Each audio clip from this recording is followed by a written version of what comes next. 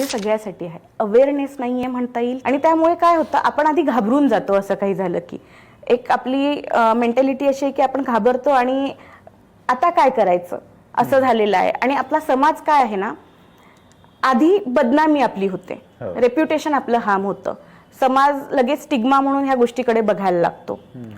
त्यापेक्षा मला असं वाटतं की कुणीही कुठल्याही म्हणजे कोर्ट डिसिजन देण्याआधी किंवा कोर्ट जजमेंट देण्याआधी समाजच ठरवतं आणि ह्या सगळ्या कारणांनी ह्या गोष्टी होतात.